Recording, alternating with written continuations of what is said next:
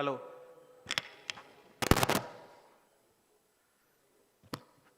Good evening. Good evening, everyone. I am Sachin Jagirdar, and I welcome you all for this yet another enlightening session. Uh, this is a joint session between the two groups. One is Parampara, which has been already conducting such kind of sessions over the past few years. Another one is Shastrarth. So the Shastrarth group was formed over some informal coffee table discussions about spirituality and mythology and some other discussions. And then Lodaji thought of making it a formatted discussions, and that is how this came into existence. So for the Shastras, this is our I think fourth event. And we are doing this jointly because over an informal telephone call with Vilasji, he expressed his desire to discuss about this book. And he said, why not we have a discussion around this book? So that thought went very well with Shastrath, and that is how we decided to jointly have this session together for all of you. So just to get a sense of the audience, with a raise of hand, may I know how many of you have already read this book? Okay, so not many. Browsed. All right. Vilasji, easy job for you, only 3 people have read. Just joking. So, Vilasji needs no introduction. He's an avid reader. I think from childhood I was told that, two things that helps you gain knowledge. One is, the best thing is to read books, as many as you can. Can I know the second one?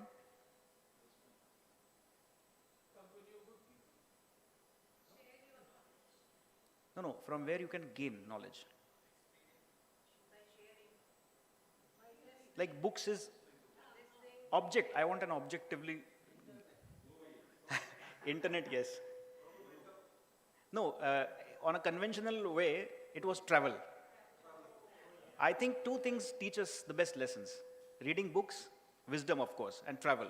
So Vilasji is a man I envy for his extensive travel, for his voracious reading, and that is how he's been gaining knowledge and sharing it with all of us. He's a very popular figure in the city. He's a businessman, and he's also one of the trustees at Chitnavis Center. So just to give you an idea how this evening is panned out for us, that both the speakers today will share their thoughts about this book and their analogies about the book in about 15 minutes each. Vilasji will introduce the speakers as well as the topic in about 15 minutes or so. Then he will have his own version of the book, and then the discussion will be moderated by Vilasji. It will be opened for the house to have their question and answer. May I now invite Vilasji for the further proceedings?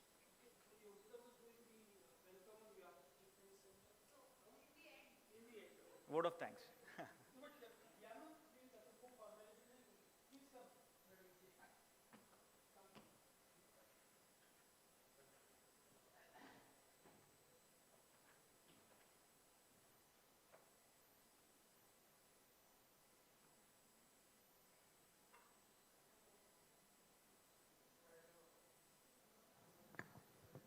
Yeah, I'm there.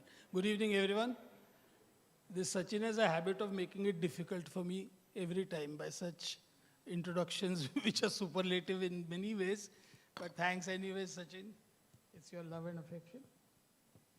Ladies and gentlemen, this book is amazing. Um, I read Iravati Karve's Yugant about 20 years ago. And Iravati Karve, is an eminent sociologist, anthropologist, thinker, writer from Pune. She wrote this book in Marathi. I read it.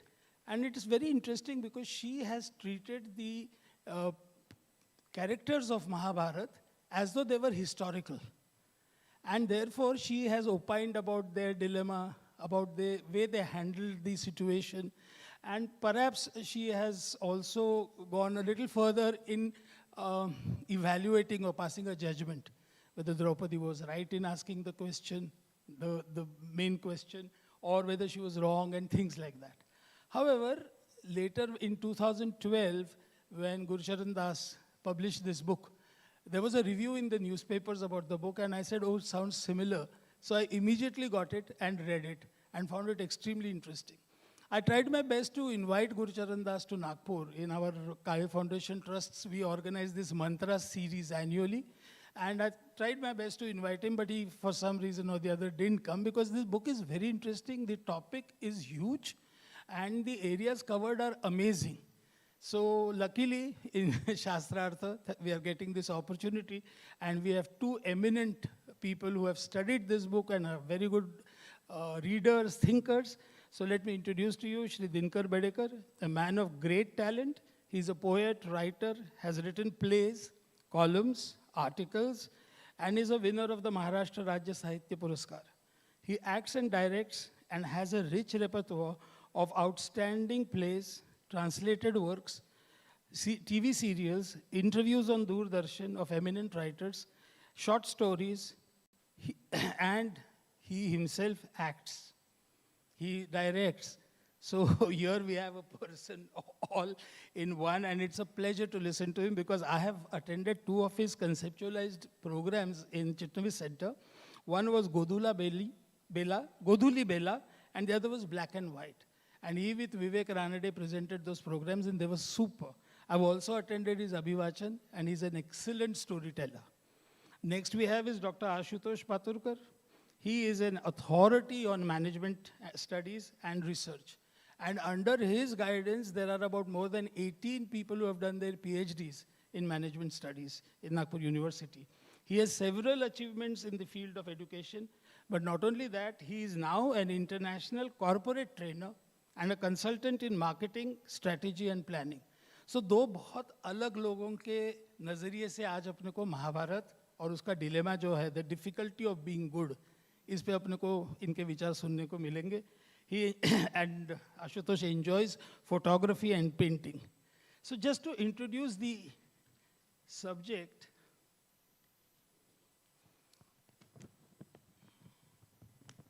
Mahabharata points out the incompleteness of human lives. अधूरा life है. क्यों अधूरा है? क्योंकि better relationships, more honest and fair, इसके लिए हमको struggle करना पड़ता है. नेचुरली नहीं होती है ये.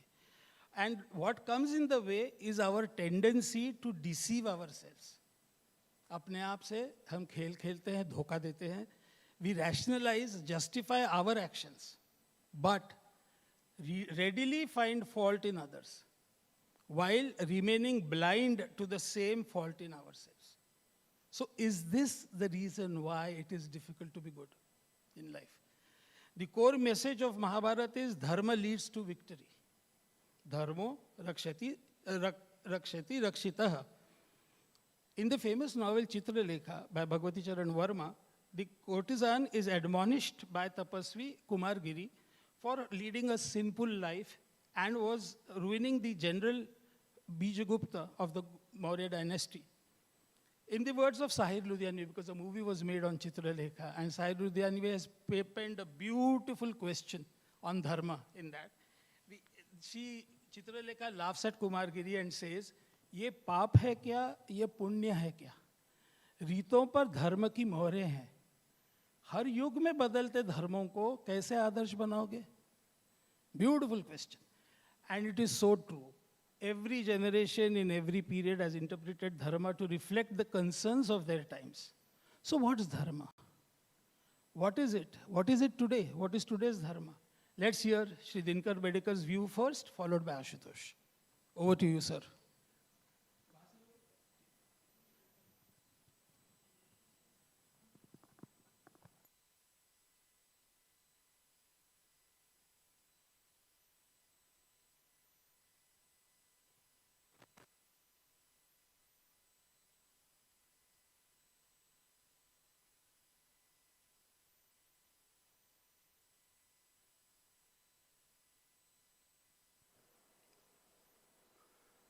आप सभी को नमस्कार.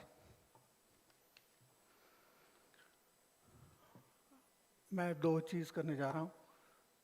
पहली बात तो ये कि मैं अपनी बात हिंदी में आपके सामने रखना चाहता हूँ, और दूसरी बात यह है कि समय की मर्यादाओं को ध्यान में रखते हुए मैं अपनी बात को कुछ स्ट्रक्चर्ड तरीके से आपके सामने रख रहा हूँ.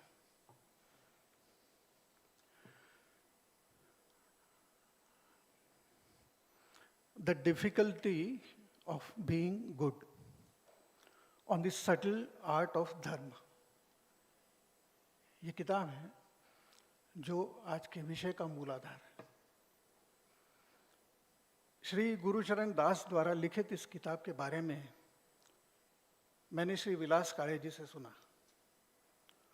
उनका सुझाव था कि इस किताब पर केंद्रित कार्यक्रम में सहभागी होकर मैं इस विषय पर विवेचन करूं।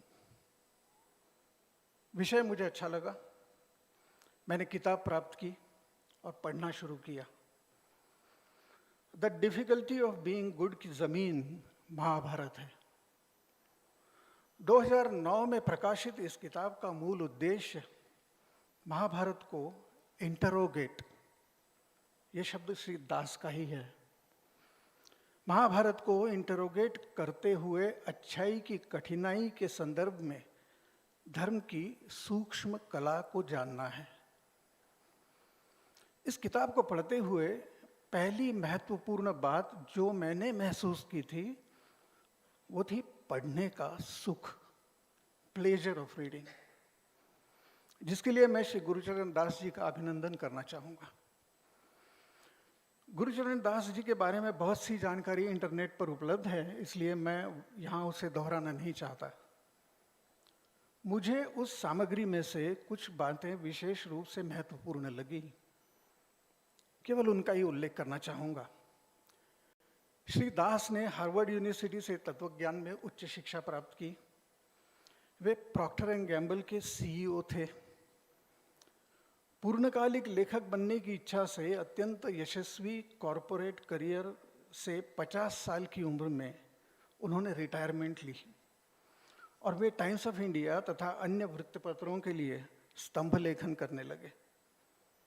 2002 में श्री दास ने एक एकेडमिक हॉलीडे लिया, जिसके दौरान उन्होंने मुख्यतः महाभारत का अभ्यास किया। दास लिखते हैं, जो यहाँ है कहीं भी हो सकता है, जो यहाँ नहीं है वो कहीं भी नहीं है। महाभारत के इस कथन ने मेरी जिज्ञासा को जगा दिया। इसी जिज्ञासा से प्रेरित उनकी खोज ये किताब the difficulty of being good दो महत्वपूर्ण मुद्दों पर एकाग्र होती दिखाई देती है।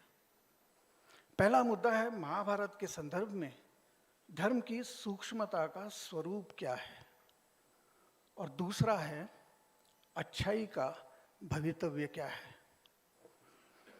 महाभारत के संदर्भ में धर्म की सूक्ष्मता के बारे में श्री दास लिखते हैं, the Mahabharata is suspicious of ideology. It rejects the idealistic, pacifist position of Yudhishthir as well as Duryodhan's amoral view. Its own position veers towards the pragmatic evolutionary principle of reciprocal altruism, that is to adopt a friendly face to the world, but do not allow yourself to be exploited. Turning the other cheek sends a wrong signal. With my background in Western philosophy, I was tempted to view the ideas of the epic, especially Dharma, from modern viewpoint.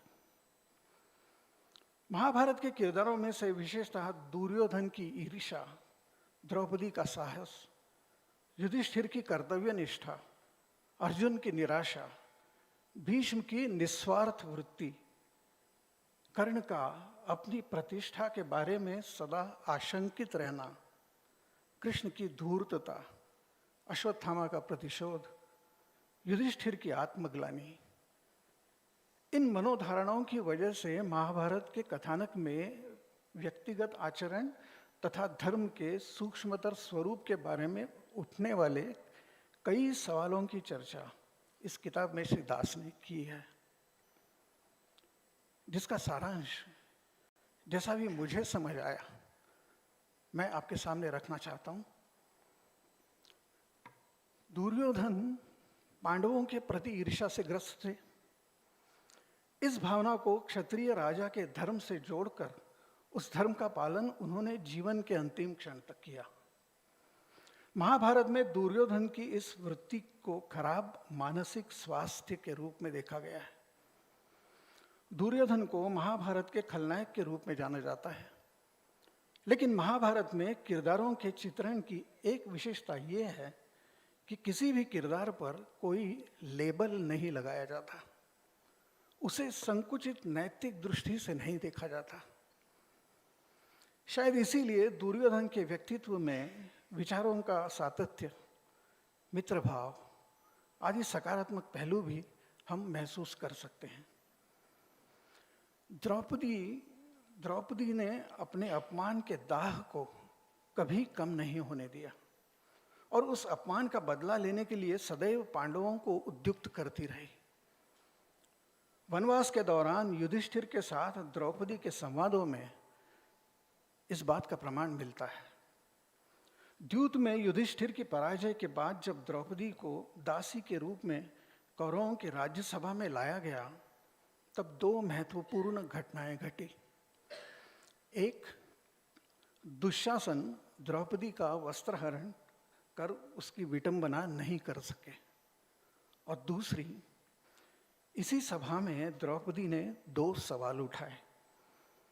Draupadi का पहला सवाल युधिष्ठिर के लिए था कि युधिष्ठिर द्यूत में पहले किसे गंवा बैठे हैं, अपने आप को या मुझे।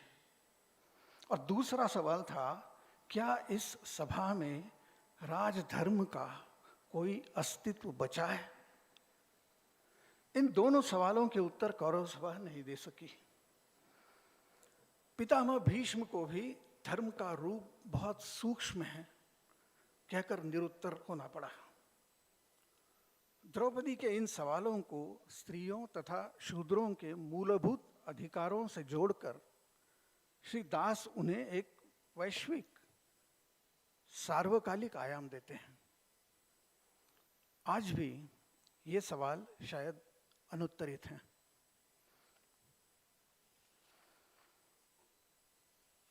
दुर्योधन के आग्रह पर दोबारा द्यूत खेला गया और उसमें हुई हार के बाद पांडवों को 12 वर्ष वनवास तथा 1 वर्ष अज्ञातवास में रहना पड़ा। वनवास और अज्ञातवास के इस कालखंड में युधिष्ठिर, जिन्हें हम धर्मराज कहते हैं, उनकी धर्म संबंधी भूमिका की चर्चा श्री दास ने विस्तार से की है। I act because I must. वनवास के आरंभ में युधिष्ठिर की ये भूमिका है। इस दौरान द्रौपदी युधिष्ठिर के साथ हुए संवादों में धर्म और अच्छाई के बारे में कई सवाल उपस्थित करती है और युधिष्ठिर के जवाबों से उसका पूरी तरह समाधान नहीं होता। द्रौपदी यहाँ तक कह जाती है कि उसे ये समझ नहीं आता कि उसके पति को एक सच्चे क्षत्रिय योद्धा की तरह इस अन्याय का विरोध करने की इच्छा क्यों नहीं होती। युधिष्ठिर संयम से द्रौपदी की हर बात का जवाब देते हैं। इन संवादों के जरिए युधिष्ठिर के लिए धर्म का क्या अर्थ है, यह भी स्पष्ट होता है। इसी दौरान युधिष्ठिर की धर्म और अच्छाई की धारणा बदलती हुई भी नजर आती है। शायद वनवास और अज्ञातवास के उन 13 वर्षों का नतीजा है जो उनकी भूमिका ज्यादा विवेकी और व्यावहारिक होती दिखाई देती है। महाभारत में कौरव पांडवों के युद्ध को धर्मयुद्ध कहा गया है। अर्जुन के मन में इसके बारे में कोई संदेह नहीं है। फिर भी युद्ध के पहले दिन रणभूमि पर अर्जुन नैतिक असमंजसता के शिकार हो जाते हैं। उनकी दुविधा यह है कि वे तय नहीं कर पा रहे हैं कि उन्हें कृष्ण की सलाह मानकर क्षत्रिय धर्म के अनुसार इस धर्म युद्ध को लड़ना चाहिए ताकि सच्चाई का रक्षण हो और न्याय व्यवस्था कायम हो, या अपनी अंतरात्मा की आवाज को सुने जो कह रही है कि उन्हें एक अहिंसक इंसान बने रहना चाहिए और अपने रिश्तेदारों की, ज्येष्ठ व्यक्तियों की, गुरुजनों की हत्या नहीं करनी चाहिए। अर्जुन के लिए ये धर्म संकट है। कृष्ण उन्हें सही मार्ग दिखाने की कोशिश करते हैं और विश्वरूप दर्शन के जरिए ये भी जता देते हैं कि इस युद्ध का परिणाम तो मैंने पहले ही तय किया हुआ है। जिनकी हत्या की कल्पना से तुम अस्वस्थ हो, उनकी मृत्यु तो निश्चित है। तुम तो एक साधन मात्र हो।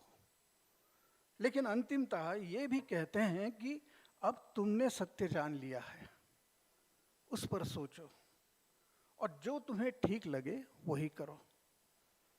अर्जुन युद्ध के लिए तैयार हो जाते हैं, लेकिन उनका विवेकशील मन उन्हें कचोटता रहता है। और जब भीष्म पितामह का वध करने का क्षण आता है, अर्जुन का निश्चय फिर डगमगाता नजर आता है।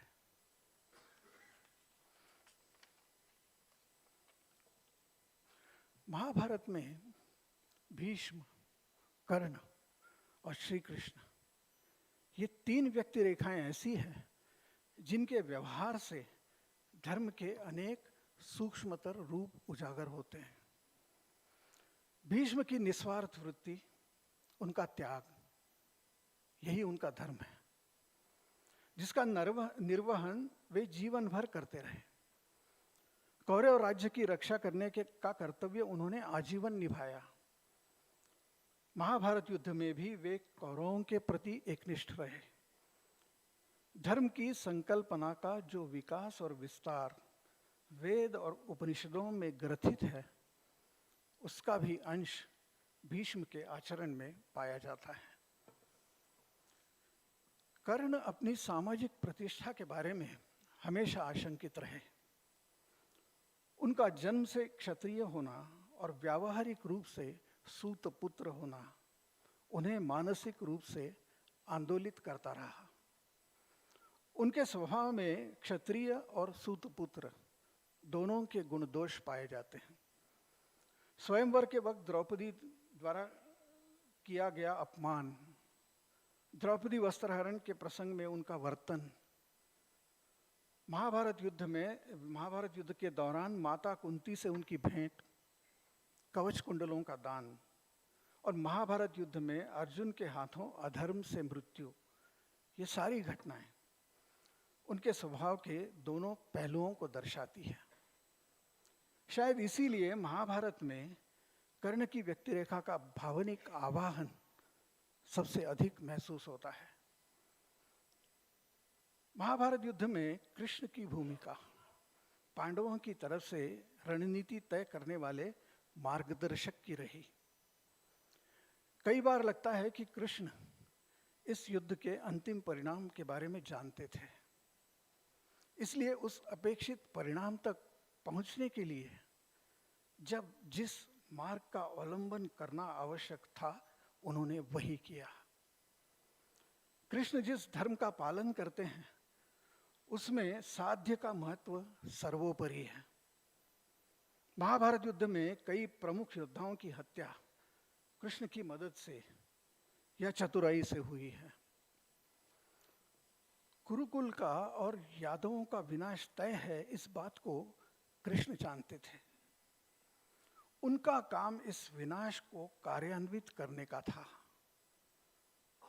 कृष्ण द्वारा कथित गीता का तत्वज्ञान और महाभारत युद्ध के दौरान उनकी भूमिका का अभ्यास किया जाए तो लगता है कि महाभारत में धर्म की जिस सूक्ष्मता का उल्लेख बार बार होता है, उसे समझने के लिए कृष्ण की भूमिका तथा वर्तन को समझना जरूरी है।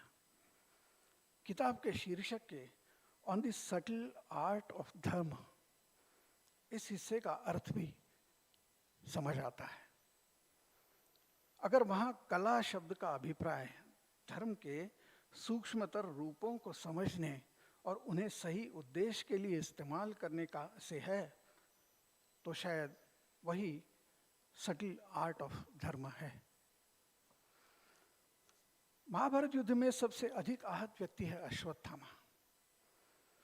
वे महाभारत युद्ध के भीषण परिणामों के प्रतीक लगते हैं। उनकी व्यक्ति रेखा के आलेख को देखा जाए तो आटे में पानी मिलाकर बनाए गए पेय को दूध समझने वाले मासूम बालक से प्रतिशोध की भावना से ग्रस्त हिंस्र जानवर की तरह द्रौपदी के भाई तथा पुत्रों का वध करने वाले, सुभद्रा के गर्भ पर ब्रह्मास्त्र का प्रयोग करने वाले अश्वत्थामा तक एक ही व्यक्ति के कई रूप नजर आते हैं। पिता की छल कपट से की गई हत्या से आहत उनके मन को शांत करने वाला धर्म का रूप क्या हो सकता है?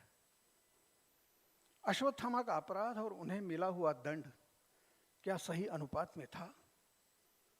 इसकी भी समीक्षा इस किताब में की गई है।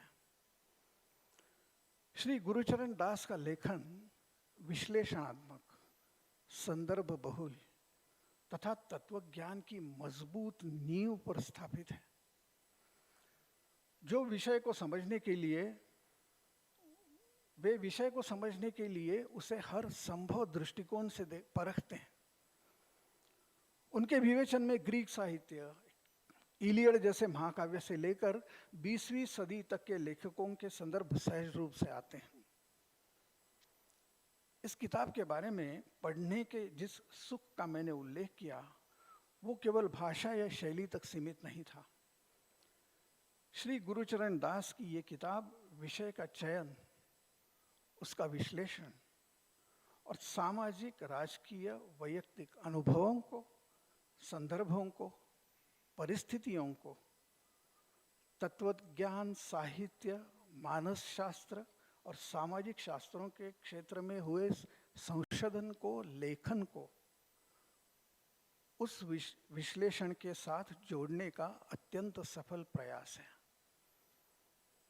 किसी अच्छी किताब की तरह इस किताब ने भी मुझे महाभारत के विषय में अधिक जानकारी हासिल करने को प्रवृत्त किया। अच्छाई की कठिनाई के संदर्भ में महाभारत की 2 व्यक्ति रेखाओं का मुझे स्मरण हुआ, जिनका जिक्र शायद इस किताब में नहीं है। एकलव्य और युयुत्सु, दोनों की दुर्दशा उनकी अच्छाई की वजह से हुई है। एकलव्य की कथा तो हम जानते हैं। एकलव्य की असाधारण गुरु भक्ति की मिसाल भी दी जाती है। गुरु द्रोणाचार्य ने उनके साथ जो अन्याय किया उसका कारण भी हम जानते हैं, लेकिन उस अन्याय के बारे में कभी खुल के बात नहीं करते। महाभारत तो उस घटना के बाद एकलव्य के बारे में मौन ही हो जाता है। ये मौन समझ नहीं आता। युयुत्सु धृतराष्ट्र और एक दासी के संबंध से जन्मी संतान है। धृतराष्ट्र के पुत्र होने के नाते वे कौरवों के भाई हुए, लेकिन युयुत्सु ने महाभारत युद्ध में युधिष्ठिर का साथ देने का निर्णय लिया। सत्य कौरव वंश से भी बड़ा है, ये उनकी भूमिका थी। महाभारत युद्ध के बाद भी वे जीवित रहे, लेकिन हस्तिनापुर लौटने पर उन्हें लोगों का तिरस्कार और माता गांधारी के कटु शब्दों का सामना करना पड़ा। डॉक्टर धर्मवीर भारती के नाटक अंधा युग में युयुत्सु की इस व्यथा का प्रभावी चित्रण है। पांडवों के आश्रित बनने पर उन्हें भीम से बार बार अपमानित होना पड़ा। निराश होकर वे आत्मघात की कोशिश करते हैं और मुक्ति से वंचित अंधलोक में भटकते रहते हैं। महाभारत धर्म और तत्वज्ञान का महासागर जरूर है, लेकिन साथ ही साथ एक साहित्य कृति भी है। महाभारत की रचना की संकीर्णता से महर्षि व्यास की असामान्य प्रतिभा का अनुमान लगाया जा सकता है।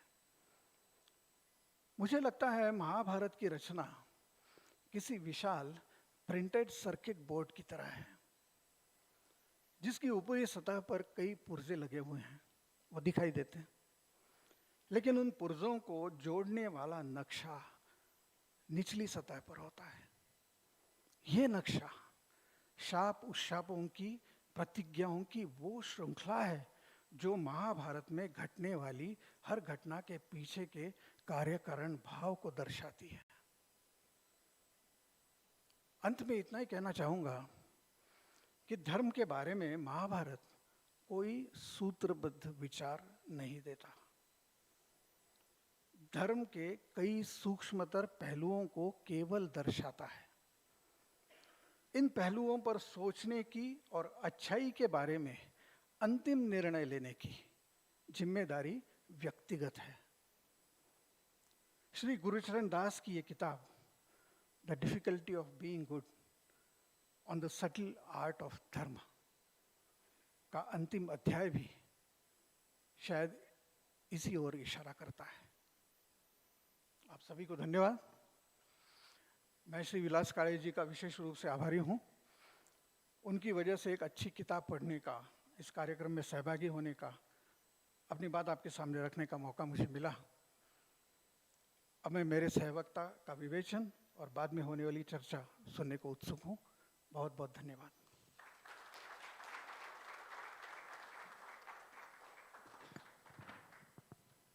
बहुत धन्यवाद। ये जब विषय लिया गया था तो somebody asked me a question, Mahabharat 2500 year old, how is it relevant today? Why are you having Shastrartha on that? Tell me one thing which is there in human life which is not there in Mahabharata. Every challenge in relationship, every challenge which you and I face in daily life, in our relationship with people, in our transactions with the world, in our experiences, is all covered in Mahabharata. And therefore, it is wonderful to know how those people behaved. Right or wrong is not the issue. The question is, how was issues related to ethics, morality, values in life?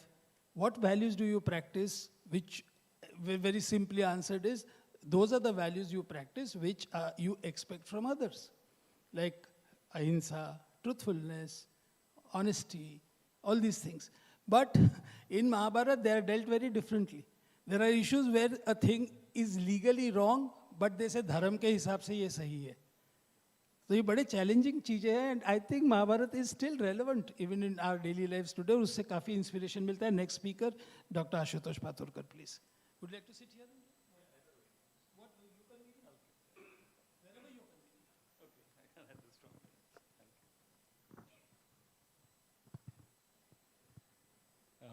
Namaste, सभी को.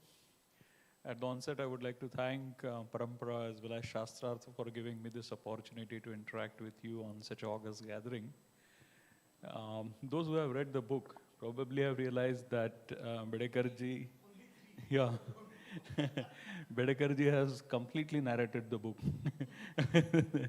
That's what he has done, and quite obviously so also. So sometimes it is better to be the next person to speak to, because I can very easily say that whatever I wanted to say, everything has been covered by Mr. Bedekar. And he has done it. All the chapters he has covered quite well and elaborately as well. Now, when I read this book, that was quite a long time back, I was wondering, why should I be reading this book and Mahabharata per se, and the other epics also. The very first thing that came to my mind is we have been talking here about values. We have been talking about the subtle art of dharma, or dharma is very subtle. If you really want to understand the book, one must understand Mahabharata quite well. And then only probably we are in a position to understand what were the positions taken by various characters in the Mahabharata and how actually they responded to a particular situation. So as Vilasji said, that whether it is relevant or no, if you ask me, Mahabharata is extremely relevant in today's time and in time to come as well. It's one of the finest books or narration on behavior and attitude. So there was one single stimuli and it resulted into multiple responses, but all of them led to Kurukshetra. And every person, though there was a single stimuli, every person had a different reason and attitude to be a part of Mahabharata. And that's what the beauty of the book is. And it's extremely well captured by Guruchan Das. When I tried to understand it, I just first thought that let me try and get back to Gita and try and understand in which circumstances, how these people have responded.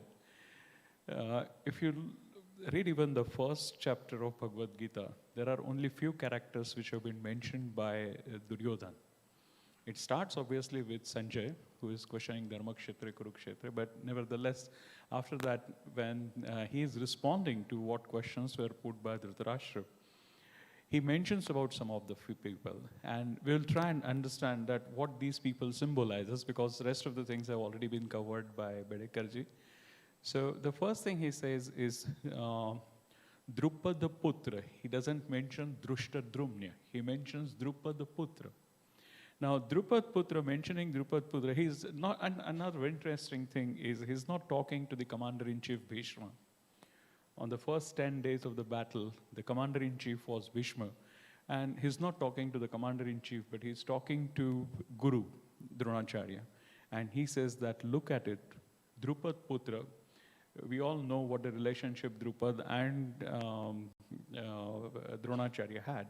And what Guru Dakshina really, Guru Dronacharya had asked for is known to all of us. So he mentions Drupad Putra. He's somewhere trying to instigate Dronacharya by mentioning him Dvija Shrestha. Now, mentioning him as a Dvija Shrestha on the battleground doesn't sound that well. But he does mention him as Dvija Shrestha and talks to him on these lines. And Drupad Putra.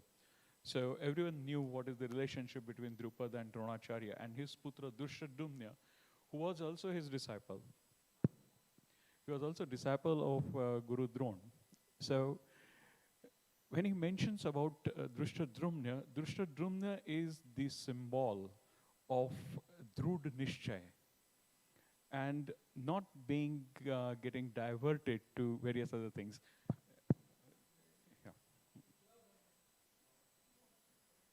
Okay, fine. So every character that he mentions, some way or the other, is symbolized. And we need to understand this symbolization in order to understand the book as well. So the next person that he mentions about is Bhimarjun. So Bhima and Arjun, we all know what they are. But Bhim is actually the symbolization of Bhav. He's extremely expressive. So whenever there is anything that's happening, whether it is happening in the assembly where Dut is being played, he's expressive. He's the only Pandava who is very, very expressive. Rest of them probably do not express themselves, but he's very expressive, his bow. And Arjun is a symbolization of Anurag. So he's a very, very obedient. He's so obedient, and that is why many times when people say that neuro-linguistic programming and many other things, I said that the first neuro-linguistic programming was done by Bhagwan Sri Krishna on the battleground. He taught only by virtue of language, he programmed Arjuna in such a way that he not only will fight, but fight to win. Because he was so obedient that he would have fought and got killed himself. But he did not do that. He programmed him in such a way, using only language, that he went on to fight and win. So it's the symbolization of Anurag. And he says that then there are others also, right? He mentions about Virat. Virat is something that is omnipresent. Then there is, he mentions about the Chetiraj. Chetiraj is somebody who has control over all his organs. So he doesn't get diverted during the war, during the various episodes in the war. He doesn't get diverted in that.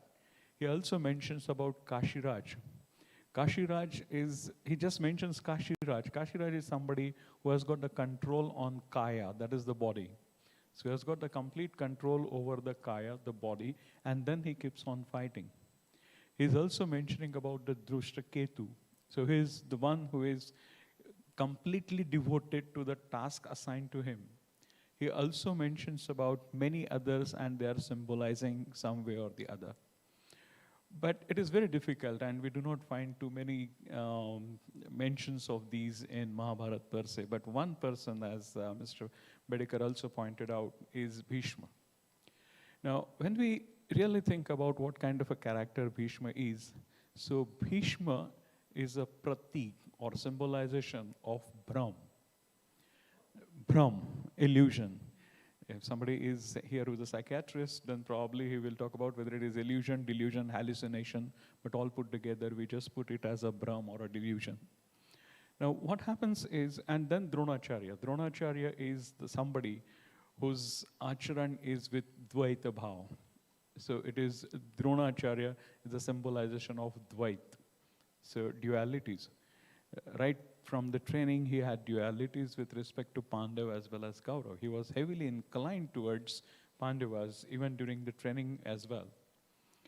Now, when we try and evaluate and understand all of these, when I say that Bhishma was a symbolization, or rather is a symbolization of Brahm or delusion, we have to understand how exactly does it happen.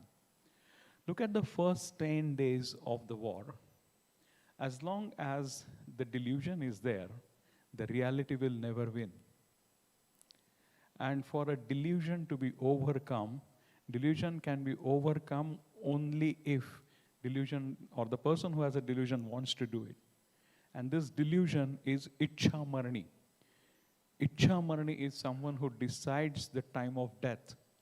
Now Bhishma is that way a complete symbolization of Brahm. As long as this Brahm, this delusion was there on the Kurukshetra, Pandav could not make any headway in the battle. We have been talking about guile of Krishna. Krishna understood this very well. And that's what the author says about Krishna, that he employed multiple activities which later on he says, or people said that they were not dharmic or they were adharma, but he employed them under the name strategy. Now this Ichha Marani, delusion, you cannot kill it unless and until it wants to be killed himself or herself. So he says that at least let us take this away from the battleground so that the Satya can win. So there can be effectively the Pandavas can win. Because first 10 days of the battle, they could not make any headway. And one of the reasons was only Pitama Bhishma. So he employed a strategy. He asked that, what is it that you are going, how can we take you away from the battleground? We cannot kill you because you have decided, you decide when you will be killed.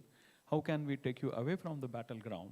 And when he asked that, he said that in the event if there is a lady coming in front of me, I will not fight.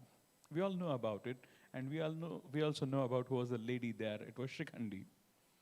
Now, if we try and understand who Shikhandi really was, Shikha and Sutra.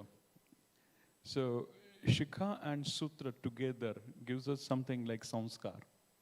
The Shikha and the Sutra, they give Janevu, whatever we otherwise call it as Janevu, they give us the Samskar. Now the Samskar on Shikhandi were that of a lady. So if this lady comes in front of me, I will not fight and then you can win, or at least take me away from the battleground. And that is how Shikhandi symbolized this kind of a thing, that the Bhishma got killed by Shikhandi, and the symbolization of the Brahm being taken away from the actual battlefield. And after that, the things went in favor of, largely in favor of Pandavas. So if we try and understand this particular book with all these dilemmas, I mean, all the 10 chapters you've very well covered, so I do not intend to get back into them and simply translating that. But whether you are talking about Karna's status anxiety, why was Karna's status anxiety, or what was Krishna's guile, and all these things when we are trying to understand, we must understand with these symbolizations. Now, how do these symbolizations help us in today's life? So as I mentioned that even in today's life also, it is one of the best textbook in understanding the behavior, and more so the managerial behavior of the people. We must understand how they manage themselves and how their behavior is. When a person accepts something, it's time to close it. And during the battle, when you want somebody to participate from your side, that's exactly what is done by Pandav as well as Kaurav. So those who accepted readily that we will fight from your side, they closed it.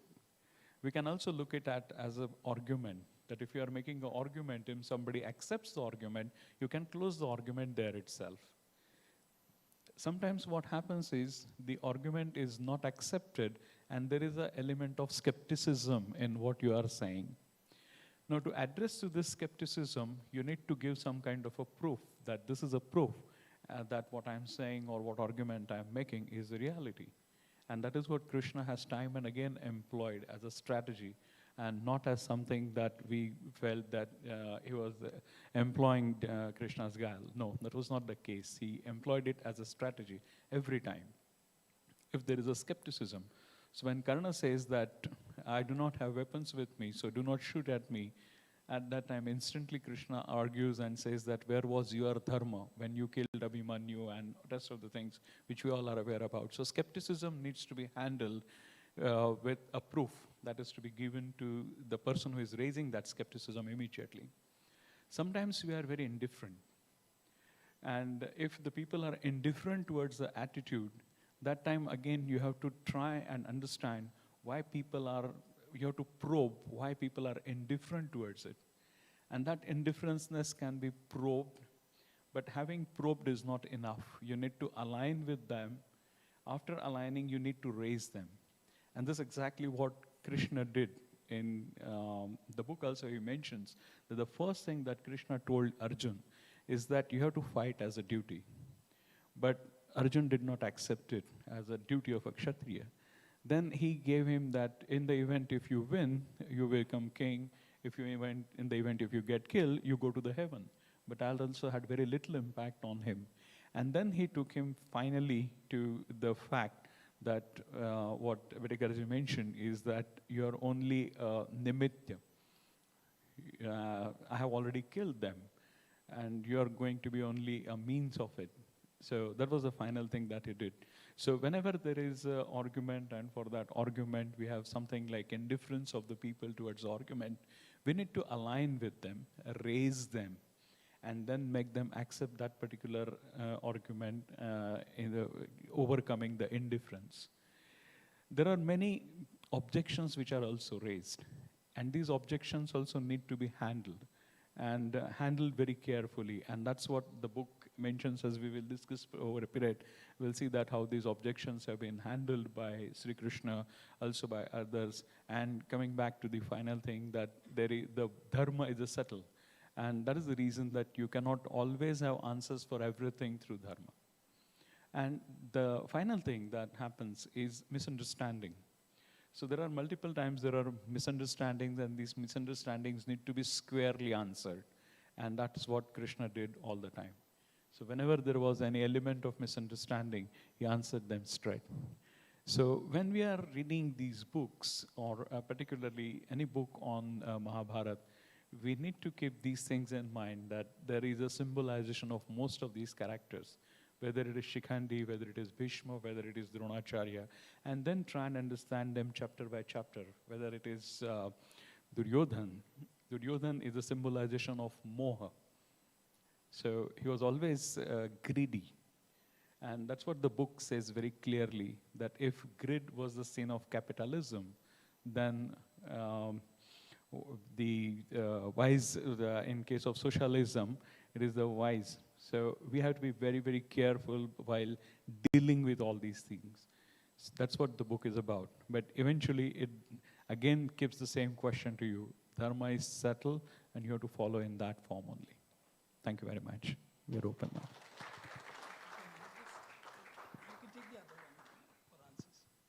Thank you so much, Ashutosh. A totally new perspective and very nice, interesting to understand the characters being symbols of certain characteristics, certain traits. And so it's interesting. The first question from my side, and then it's open to the audience. My first question is, it's a fact that Mahabharata war was not won ethically. Correct? The killing of Karna, the Bhishma Pitamaha, all these were. But the objective was achieved, that Satya's victory over evil. Now what has happened is people in the current Indian society seem to interpret that धंधा कर रहा हूँ, पैसा कमाना है, कैसे भी कमाना चाहिए. Why? Because Mahabharata में ये tricks adopt की गई. So dharma is being interpreted very conveniently by people in their conduct of daily life, in the practice of ethics, moralities, and values in current scene as an interpretation of it. How do you kind of see this going forward with the new generation? Currently, if you look for dharma in India, I don't know, there is more lack of it than, and as we said, there are people who are very judgmental also about others, but their own conduct is also. So I would really appreciate कि आपके विचार में ये कैसे जाएगी गाड़ी आगे? ये इतना सुंदर अपने पास में ये है, we have got such lessons which we have learn that in a war nobody wins. जो जीतता है उसको भी रिमोर्स होता है, और जो हारता है वो तो हारता ही है. तो ये सब इस सिनारियो में, ये धर्म का आगे चल के अपने देश में current scenario, and what do you see the future of this?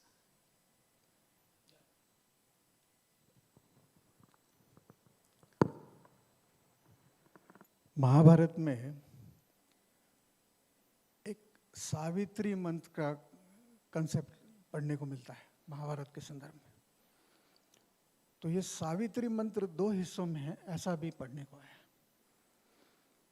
तो पहला हिस्सा जो है वो किसी भी धर्म ग्रंथ की शुरुआत की तरह है, नारायणम नमस्कृत्यम, बहुत पॉजिटिव, बहुत अच्छा है. लेकिन आखिर में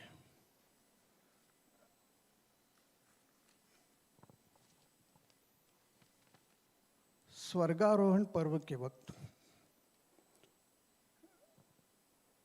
उस मंत्र के बचे हुए 2 लाइंस पढ़ने को मिलते हैं. वो लाइंस हैं, ऊर्ध्व बाहु विरोमेश्य न च कश्चित शृणोति माम, धर्माद अर्थश्च कामश्च स किमर्थम न सेव्यते. इसका एक मतलब यह है कि खुद व्यास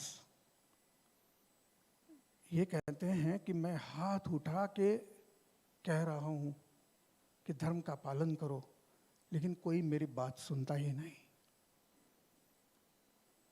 तो ये तो महर्षि व्यास की स्थिति है. तो हम पता नहीं धर्म के बारे में क्या सोचें, लेकिन मुझे लगता है कि अब कितने कितने हजारों साल से ये धर्म की संकल्पना बहते बहते बहते हमारे पास आई, तब तक उसमें कितने प्रदूषण हो चुके हैं. मुझे धर्म की बात होती है तो निदा फाजली याद आते हैं, एक खास चीज की वजह से. निदा फाजली ने अपने एक शेर में बहुत सीधा सरल धर्म का मतलब बताया, ऐसा मुझे लगता है. निदा फाजली कहते हैं कि घर से मस्जिद हो बहुत दूर तो चलो यूं कर लें, किसी रोते हुए बच्चे को हंसाया जाए. मुझे लगता है कि निदा फाजली कहते हैं कि घर से मस्जिद है बहुत दूर तो चलो यूं कर लें, किसी रोते हुए बच्चे को हंसाया जाए. तो मुझे लगता है कि इसमें धर्म, जब हम धर्म शब्द का इस्तेमाल करते हैं तो जो हमें अपेक्षित है सारा आ गया, सारा ही आ गया. तो अब जो सारी गड़बड़ियां हमारे सामने हो रही हैं वो ये हैं कि मुझे हमेशा ये लगा है कि हम चाहे एक सोसाइटी की कल्पना करते हों, हमें ये हमेशा लगता है कि हम एक सोसाइटी में रहते हैं, उसके कुछ नॉर्म्स हैं, कुछ रूल्स हैं, उनके मुताबिक मुझे लगता है कि हर इंसान पहले खुद, बाद में उसकी फैमिली और सोसाइटी, इस तरह से अगर सोचने लगे और जो भी उसको जो भी अच्छी चीज़ों का ज्ञान है उनको पहले अपने आयुष्य में, फिर बाद में अपने कुटुंब के और बाद में अपने समाज के, अगर इस तरह से कोई गिव एंड टेक हो सके तो मेरे हिसाब से स्थितियाँ और अच्छी बन सकती है. Quite rightly said. Mahabharata and Bhagavad Gita has been written even before there were any other dharma.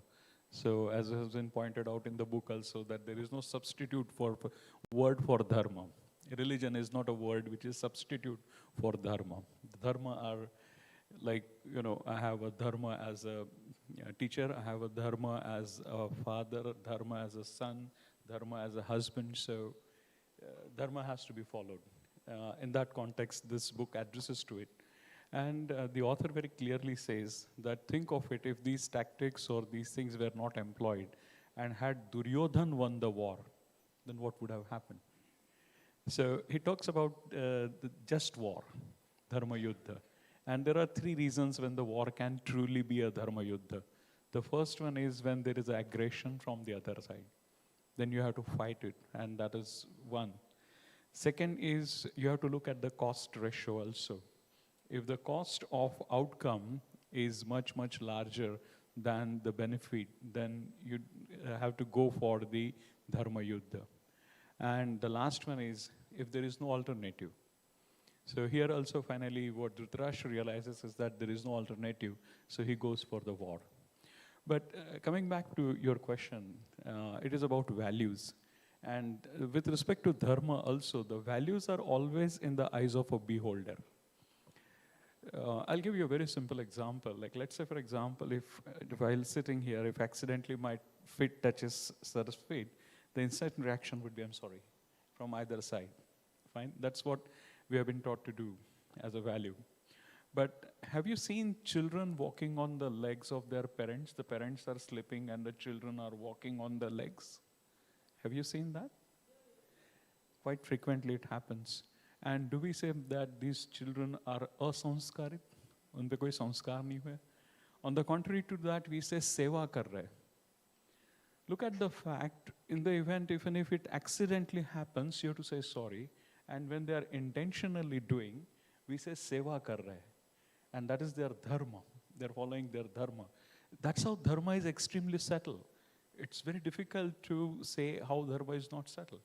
So when we see this kind of a values, value is always a benefit to cost ratio.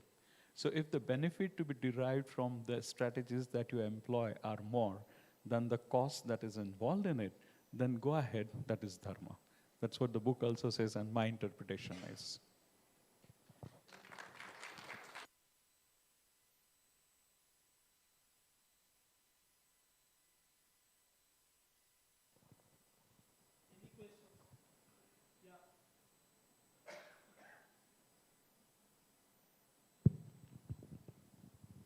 Yeah, Dr. Patarkar, you actually already replied to the question that I wanted to ask you, but I will still elaborate on what specifically I wanted to understand. When I read this, I have not read the book, but today I was reading the title of the book, The Art of Dharma, Subtle Art of Dharma. And then the second line says, the difficulty of being good. So as if this word dharma is being equated with being good. But to my understanding, that may not be the right interpretation or right explanation of dharma. What I understand, correct me if I'm wrong, that dharma essentially means that to sustain. You know, to sustain my true nature of being. So now, whatever is my true nature, I have to sustain that. It's not a question of being good or bad. If this is, as a Kshatriya, if this is my dharma, that I have to fight the war, then I have to fight the war. Like Mahabharata, in the first opening statement, when Sanjay said, Dharma Kshetre Kurukshetre, now, why it's a whole, dharmic war? How can a war be dharmic? Like you very beautifully explained, that if the cost and benefit, if I have to fight the war, and if I don't fight the war, the implication will be much damaging to the society than fighting the war. So if I fight the war in Mahabharata because I want to reduce the damage that Duryodhana can cause. And that's why Mahabharata is a Dharma Yuddha. But here when I talk about the individual personalities like Karna and Yudhishthira and all that, so I often really wonder, I also wonder, have they actually performed their true Dharma? Because Yudhishthira should have, as a husband, he failed. He failed to perform his Dharma as a husband. So likewise, there are other interpretations. On the other side, I also wonder, like, it says that Sri Krishna talked about Bhagavad Gita, he gave the lesson to Arjuna, but if he had done to Duryodhana, then what would have happened? It is Duryodhana who should understand Bhagavad Gita better than Arjuna. So what exactly you have to say? I have no specific question, but I'm just making a comment for both of your reaction. Thank you. Yeah, that is very interesting question. Had he told Bhagavad Gita to Duryodhan, what possibly would have happened? Uh, Basically, what happens is Bhagavad Gita, I always say this, that was not in the 18 chapters as we read it. Fine. It was, even if you know Bhagavad Gita completely, you have been reciting it every day, it takes around 1.5 hours to recite Bhagavad Gita, even if you are completely familiar with you. And that was not the amount of time which was available there with both the armies in front of each other. So this conversation was in very few words, not 1800, the 700 shlokas which we see, or 18 chapters that we see. It starts with Arjun Vishad Yog, right? So this Vishad was to Arjun, who himself was extremely intelligent. And for him, it was a Vishad.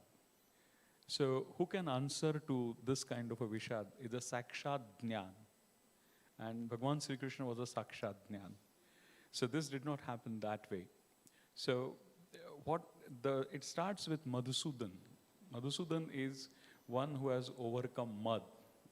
And otherwise also one who has killed Madhu Rakshas, that is Danav, Madhusudan. So Arjun says, Madhusudan, tell me how I can fight with my gurus and others. So the wordings are very clear. Fine. Now, to understand Bhagavad Gita, those days Arjun was competent. And the jnana has to be given to a person who can understand it. Duryodhan probably lacked that amount of maturity and understanding. So even if, it's not that Krishna had not tried to tell him certain things. Krishna Shishtai is very much there. He tried it, but failed on that. So he realized that it will not be of any use to tell it to him. He will be arrogant enough to say that mere ko gyan mat sikhao. That possibly can happen. But Arjun was more obedient, and he did not ask to tell him Bhagavad Gita. He just expressed as to what his Dvividha is. And then the Bhagavad Gita came up. Bhagavad Gita was not for the first time told on Kurukshetra, to be precise. It was first told to Vivaswan, that is Surya, by Bhagavan Sri Krishna much, much earlier.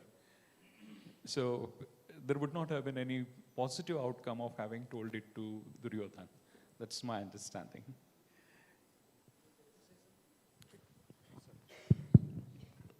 Yeah. Good evening, everyone. This is Dr. Suresh. I'm asking a question to Dr. Ashutosh. What is the best thing you would like to suggest, or the MBA students or management students will receive a good message from whole Mahabharata? Because somebody has done his PhD, the whole Mahabharata is based on Bhagavad Gita. So would you like to just tell the students?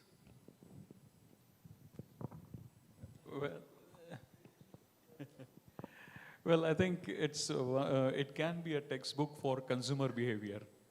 For MBA students, it can be a good textbook for consumer behavior. Because, eventually when you are making argument, you are making to win over the consumers.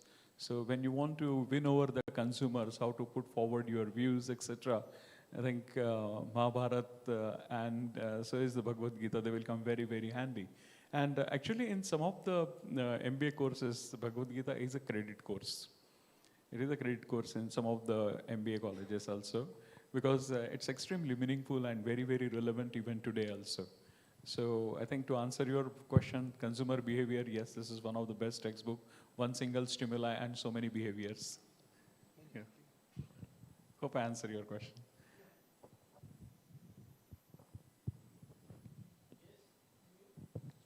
Yes, sir. Good evening, Sat Sri Akal, Namaskar, everyone. Myself, Majid Parekh. I belong to East Nagpur, engaged in timber business and trying to search out real religion from the holy scriptures without any agency in between.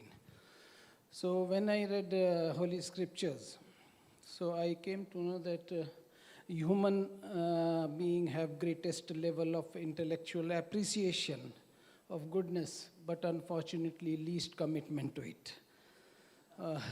Education has made us nuclear giants, but unfortunately, religion has made us morally infant. So, to me, we should not be a practicing Muslim or a practicing Hindu, but practice to become a real Muslim and practice to become a real Hindu. By revisiting our heavenly scriptures with fresh and moderate approach, rejecting all the misinterpretations. I want comments from both of you. Thank you so much.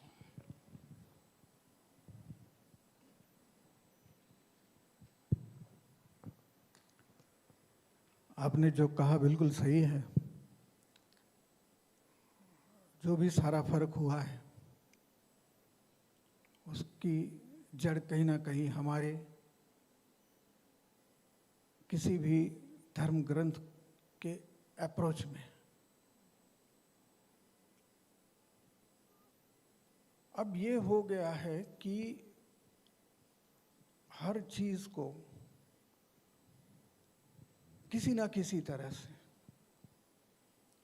Intellectualise करने की एक होड़ शुरू हो चुकी है। मुझे जैसे ये गुरुचरण दास जी की किताब मैंने पढ़ी, उसके पहले मैंने महाभारत के बारे में ज़्यादा पढ़ा नहीं था। मैंने एक छोटी सी किताब पढ़ी थी जो विदुषी दुर्गा भागवत की लिखी हुई है। उसका नाम है व्यास पर्व। व्यास पर्व पढ़ने से महाभारत जिस तरह थोड़ा थोड़ा अपनी जितनी बुद्धि हो उतना समझ आता है, वो महाभारत, और अब मैं गुरुचरण दास जी की किताब पढ़ रहा हूँ तो मुझे दिखाई देने वाला महाभारत बहुत फर्क है। ये मैं बहुत अच्छे इंटेंशन से इस शब्द को इस्तेमाल कर रहा हूँ। महाभारत का जिस तरह का अभ्यास गुरुचरण दास जी ने किया है, उसमें से दिखता ये है कि किताब पढ़ने के बाद आपके दिमाग में सवालों की संख्या ज़्यादा है और जवाबों की संख्या कम है। मैं ये बिल्कुल नहीं कह रहा हूँ कि किसी को इस तरह से लिखना चाहिए कि कुछ सवाल ना बचे और सब सवालों के जवाब एक ही आदमी दे दे, नहीं कह रहा। मुझे ये लगता है कि महाभारत को जितना बुद्धि के लेवल पे जाके समझने की ज़रूरत है, महाभारत को भावना के लेवल पे जाके भी समझने की ज़रूरत है।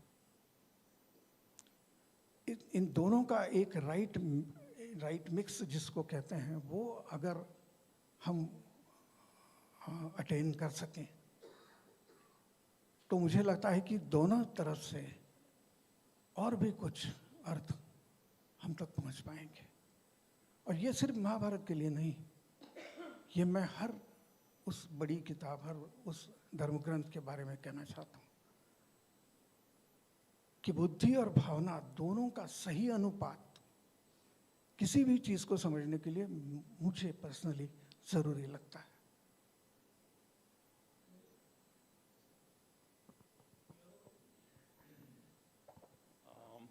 Dharma actually, as the book mentions, has evolved over a period of time. It's not that it started as dharma. So earlier it was like these are the customs and traditions that you have to follow. But by the time we come to Mahabharata, it was more defined. And this is the way of life. This is the way you have to behave like. But earlier if dharma was like, a dog. Dog's dharma is to bark. So dog will always bark, that is its dharma. But not to bark on the master is its intelligence. So what we see with respect to the dharma followed by the dog is it keeps barking, but it doesn't bark on the master. So that is the intelligence. So when we are understanding dharma, we need to understand it in that context. that this is what has been written in the scriptures, and this is the intelligence that I have to apply, and that's the point I wanted to make.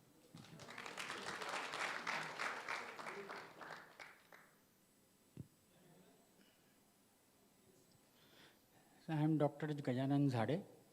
ये महाभारत में मुझे ऐसा लगता है कि सबसे पहले psychological treatment जो दी गई है वो अर्जुन को दी गई है, क्योंकि हर आदमी कंफ्यूज रहता है, पजल रहता है। जब when it comes to the family level then it's very difficult to handle the situation. But जो महाभारत में अर्जुन को बताया गया है गीता के मार्फत, वो सबसे पहले साइकोलॉजिकल ट्रीटमेंट दिया गया है अर्जुन को कृष्ण के द्वारा।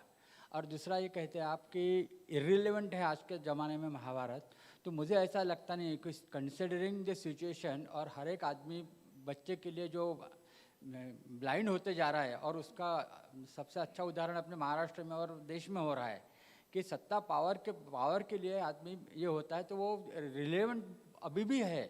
महाभारत इर्रिलेवेंट है नहीं है ऐसा हो ही नहीं सकता। और जैसा आपने कहा कि it will be there for so many years, that's I want to say only.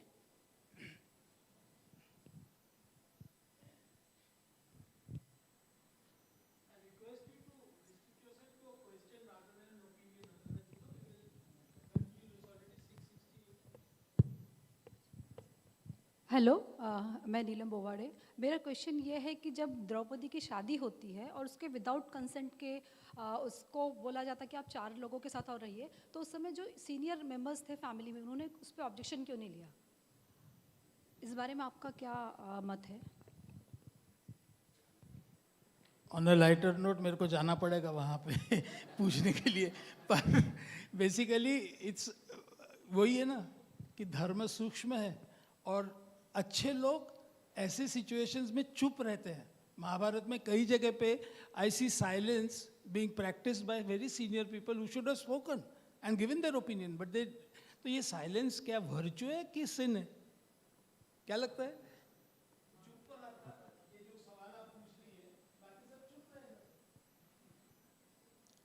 हाँ, ये चुप्पी महाभारत में देखी जाती है, बिल्कुल सही है। और ये जो चुप्पी है ना, बड़ी रहस्यमय चुप्पी है, ऐसा मुझे कई बार लगता है। लेकिन महाभारत में एक बड़ा दिलचस्प किस्सा है, किस्सा ही है समझिए उसको। ये बात है भारतीय युद्ध के 17वें दिन की। तो हुआ ये कि कर्ण के हाथों में युधिष्ठिर फंस गए, तो कर्ण ने उनको पराजित कर दिया। अब कर्ण चाहते तो उनका वध भी कर सकते थे, लेकिन कुंती को दिए हुए वचन के अनुसार कर्ण ने युधिष्ठिर को छोड़ दिया। अब आहत और अपमानित युधिष्ठिर शिविर वापस लौट गए।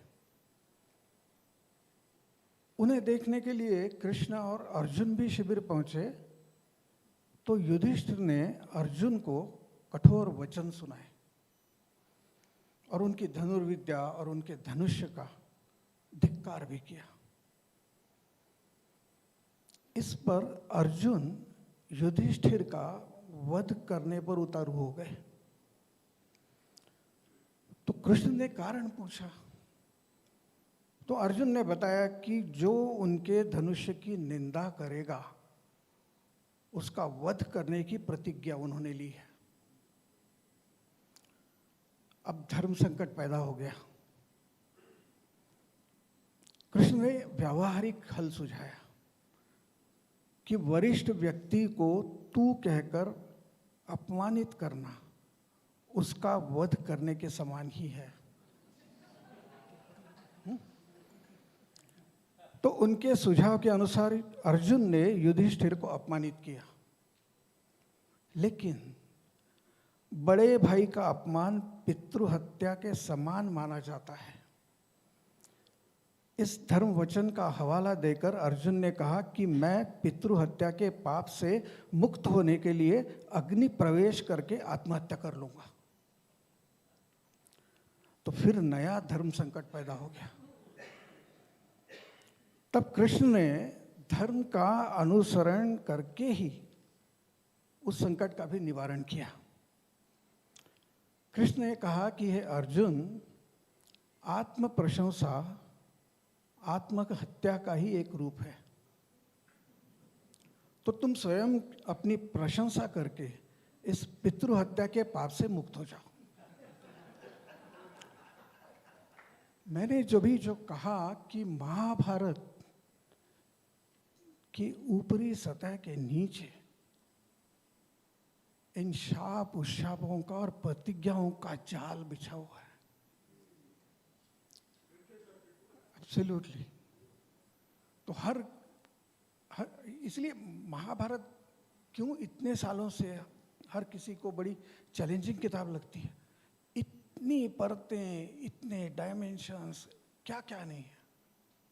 आप कोई भी एक रास्ता चुन लीजिए और आप चलते जाइए, अंतहीन है आपकी खोज का अंत नहीं। तो ये होता है। और अब जैसे इसके कॉन्टेम्पररी रिलेवेंस के बारे में गुरुचरण दास जी ने एक बड़ा अच्छा उदाहरण किताब में दिया है। उन्होंने कहा कि मैं एक कंपनी के बोर्ड में था। वो कंपनी गवर्नमेंट को कुछ सप्लाई करती थी और ये चला आ रहा था कि गवर्नमेंट ऑफिशियल्स को कैश में किकबैक के रूप में कुछ पैसा दिया जाता था। तो कोई नया सीईओ आ गया, उसने देखा कि ये तो नहीं चलेगा, तो उसने स्ट्रांग स्टैंड ले लिया कि मैं तो ये नहीं मान्य करूँगा। तो बोर्ड मीटिंग हुई। तो बोर्ड मीटिंग में फिर अलग अलग डिवीज़न हो गई। कुछ लोगों का कहना था कि ये तो सालों से चला आ रहा है, हम हमारा नुकसान क्यों करवा रहे हैं। तो दास जी कहते हैं कि मैं उस सीईओ के साथ था और अंत में हुआ यही कि वो जो सिस्टम चली आ रही थी उसको बंद कर दिया गया। अब ये होने वाला था कि उसकी वजह से बहुत बड़ा नुकसान होने वाला था। कई सारे वर्कर्स को रिट्रेंच करना पड़ने वाला था। फिर भी हमने वो स्टेप लिया और हमने उसको बंद करवाया। और हमने ये तय किया कि 30% जो भी हमारा प्राइवेट में बिजनेस हो रहा है उसके भरोसे हम फ्लोट करेंगे और धीरे धीरे डेवलप करेंगे।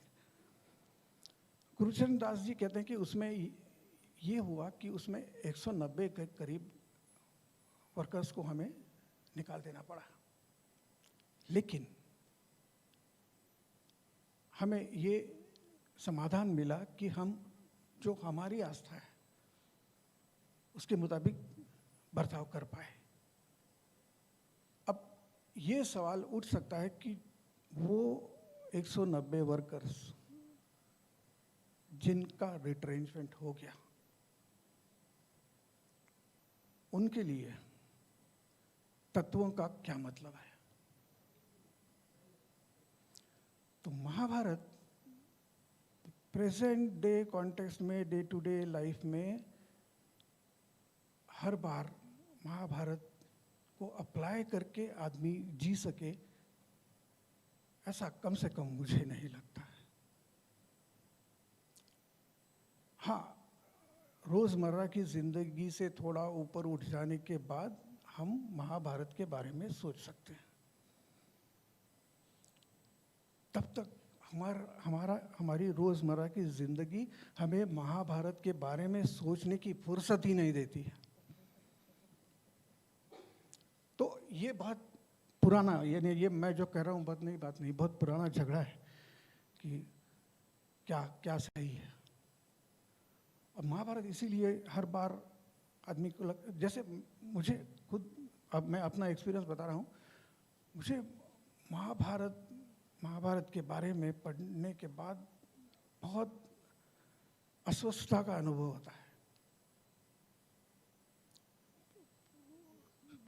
वो आपको अनसेटल कर देता है, अनसेटल हो जाता है आदमी।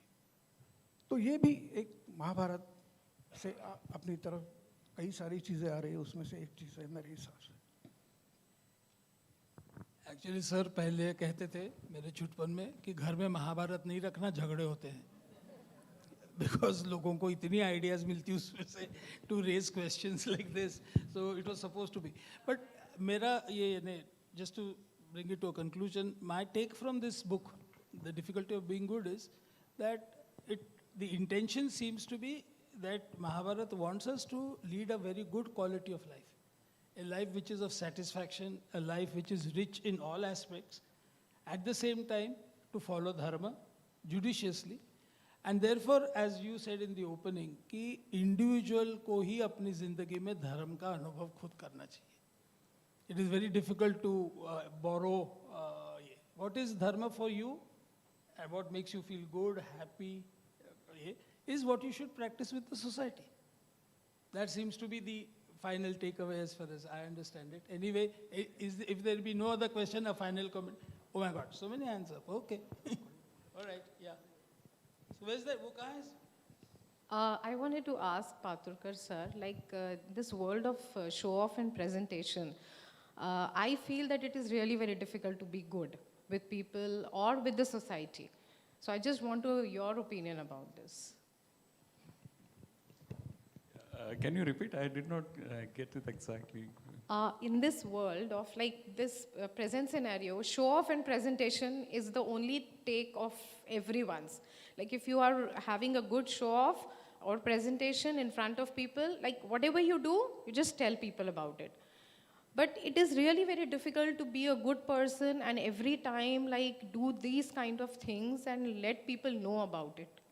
So I find it very difficult to be a good person, to live like a good person in this kind of a scenario. So I just wanted your opinion about it. Yeah, what you say is absolutely correct. That probably excellent communication skills are a reflection or manifestation of your intelligence. That many times it does happen that way. So it is important that when you are making your point, you have to be very clear about making a point. So I do agree with you that yes, you have to have excellent presentation skills. And but in the context of a book, if I want to say it, you have to make a presentation in such a way that the outcome is to your liking. Fine. Sri Krishna was excellent communicator. He was excellent orator as well. But to ensure that the Mahabharata takes place, the way he presented the side of Pandav in the Krishna Shishtai, he wanted the war to be there. And that is why eventually he was cursed also by Sage as well as by, Gandhari, that you could have avoided it, but you did not. But Krishna had a definite reason why he wanted to do that. So communication and this show off and other things, they are necessary. Krishna did it. But look at again the intelligent part of it also. Krishna, before moving to Hastinapur for the Krishna Shishtai, had already given his army to Duryodhan. So in the event if Duryodhan does anything, he had his army to protect himself in Hastinapur itself. Fine? Yeah. So he was not underprepared when it came to his presentation. He said, you take my army, absolutely no problem. And the army was very much in Hastinapur when he went for a Shishtai. So if Duryodhan had tried to play any mischief, entire army was there. Though he was himself competent, he never did that, but he was very competent enough to that. So show off has to be there with the substance. Otherwise, it's one-time sell. Hello. Yeah, there was one more. Yes. Good evening, sir. Is dharma an art or it is a shastra or science? I want your opinion.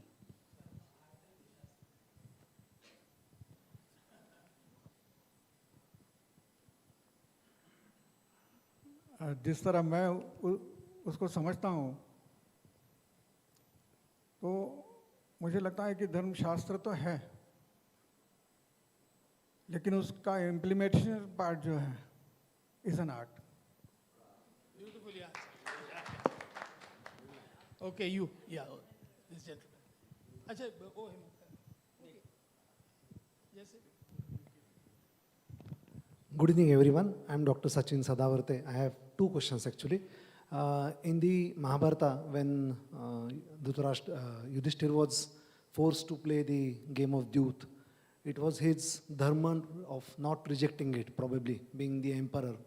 But was there a stage where he could have stopped to prevent the eventuality? Or did he have that right to, as a king or as a player in the game, to stop at any particular moment That's my question number one. And the other question is, we all read that it was only Yudhishthir who ultimately went to heaven. So in spite of playing such a game where he lost his everything, and even in the battlefield by saying Narova Kunjarova, he hid truth from a weeping father. So in spite of such acts, ultimately we read that he went to heaven. So in what context we justify Yudhishthir going to heaven? And the first question, whether he could have stopped during the game of dice. Thank you.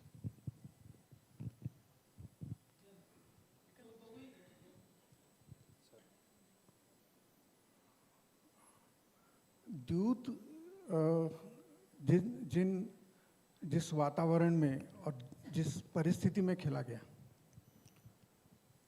तो मुझे नहीं लगता है कि द्यूत के दौरान कहीं रुकने की कोई गुंजाइश थी। अगर होती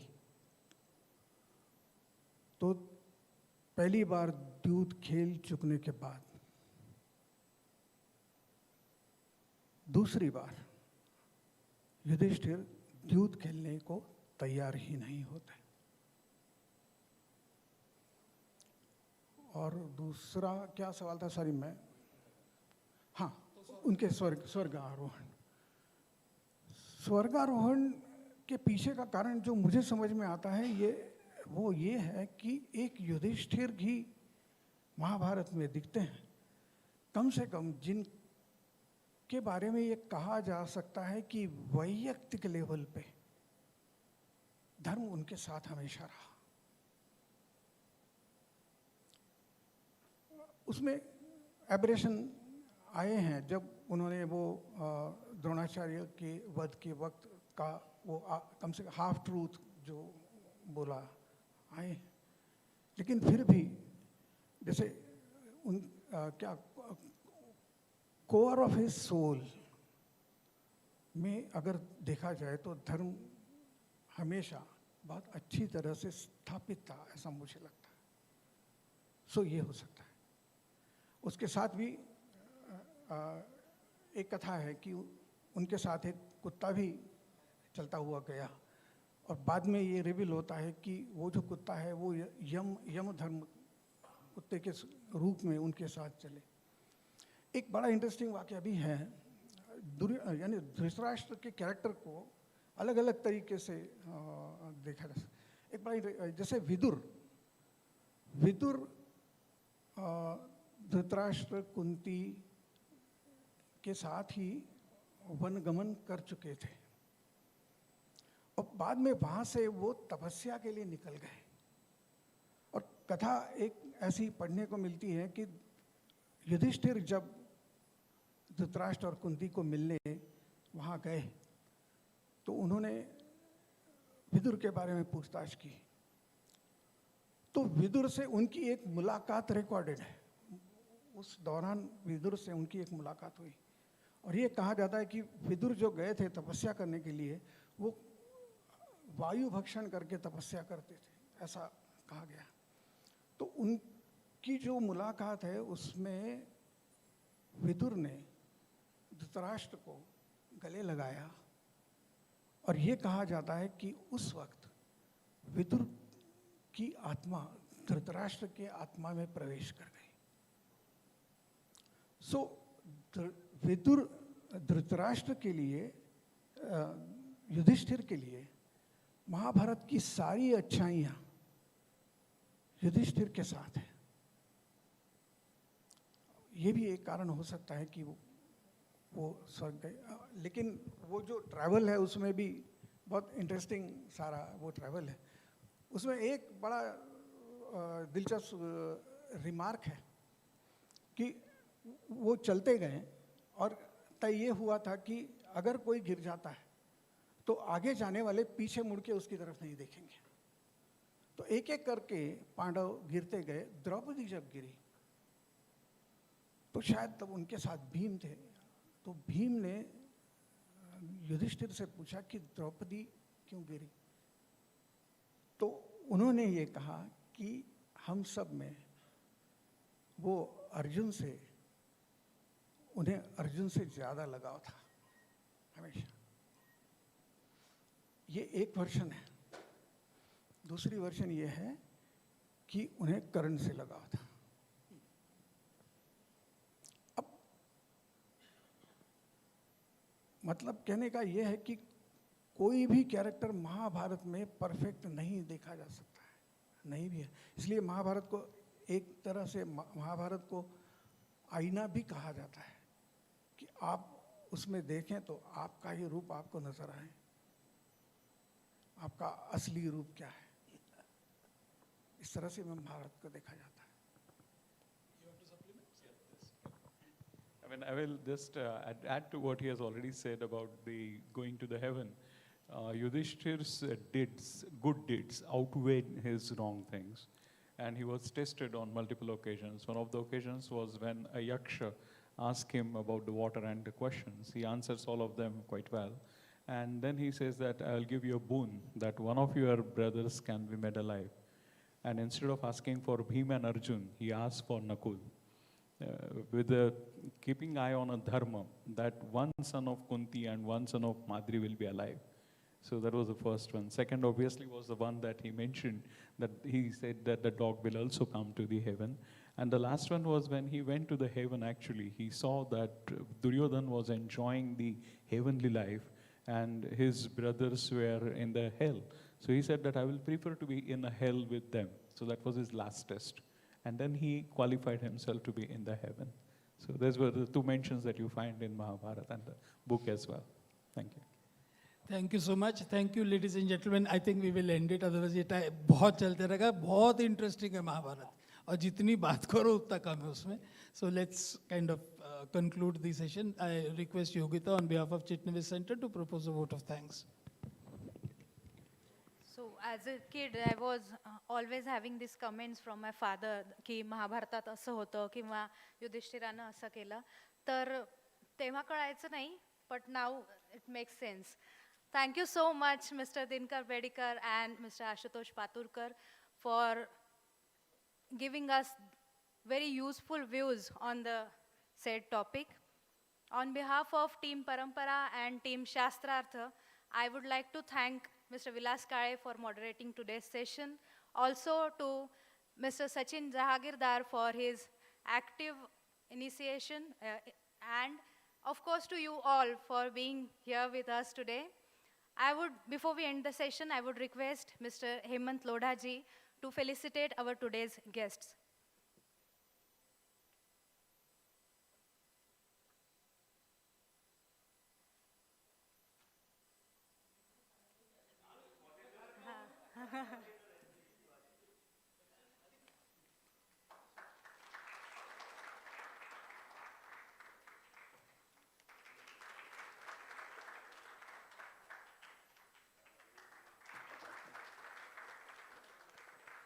Thank you, sir. Thank you so much once again to all of you for coming down and encouraging us to organize more such interesting sessions. I would request you all that whenever you get an invite from Chitnavis Center, please do share it with all your contacts, with all your family members, friends, so that we can reach out to more people and these interesting topics or these interesting programs they can enjoy.